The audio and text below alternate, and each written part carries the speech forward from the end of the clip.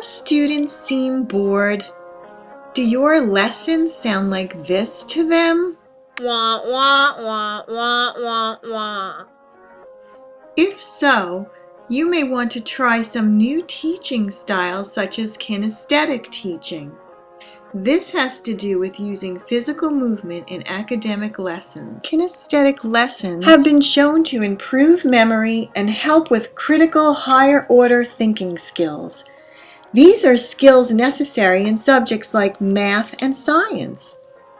You may want to check with your school administrator or principal to see if they would support these ideas. Here's an example of what one Long Island principal had to say about it. If you just sit there and lecture to them or lecture at them, they're not going to gain anything. You know, the students who are not the kinesthetic learners, they're auditory learners, they're going to be there, they're going to listen, they're going to soak everything up like a sponge. But for those children who need to be engaged, have their whole body engaged and be a part of their own learning in terms of role playing, building something, using flashcards, using letter tiles, those children will lose out. Here's an example of a kinesthetic lesson that we observed. It involved learning about coordinates on a grid placed on the floor that the students could actually walk on. And now we are going to show what we've learned on our coordinate grid on the floor. Sandy and Joe are up first. Sandy, will you pick a spot on the grid for us? Okay. Joe, please show us where she's standing by starting at 0. 1, 2, 3, 1, 2, 3, 4. 3, 4. Well done. Now, Some Long Island teachers use these kinesthetic lessons. I use investigation kits for science. For social studies, I have students do role-playing to make the lesson not boring. I use math games. To teach reading, I have students act things out. In my 4th grade class, to teach persuasive writing, I have the children sort magazine ads to see which are persuasive. I have them create ads for toys by making posters. I also have them make car advertisements, and they have to be the car salesman and act out their pitch to persuade the buyer. I have my students line up in alphabetical order so that they learn how to alphabetize. As an ESL teacher, I select specific songs, dances, dialogues with and without puppets, and finger plays that reinforce the thinking skill, content area, and grammatical point I'm teaching. I also like using a small ball that I toss to different children.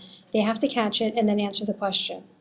When teaching my 4th graders, I have acute angles and obtuse angles. I have them show the angle with their arms. I also use math manipulatives as part of a game to teach fractions. I have my 4th graders write their own scripts, and then they use music, dance, and body language to show what they've learned in their textbooks. let's have Phil and Joe. More and more we're seeing children who might have classification of ADHD, but they're not, being prescribed medication, things of that nature. So when it comes to children who are young and fidgety, that is the best way for them really to learn, because they need to have their whole body involved in their learning, and they remember best by doing that. Even though most children are auditory learners or visual learners, you always have some in your class that cannot learn in those 2 ways. They're usually the children who cannot sit in class and need to move around, go to the bathroom, or go on errands. When a teacher observes these and other behaviors, she must incorporate a kinesthetic mode of learning in her lesson.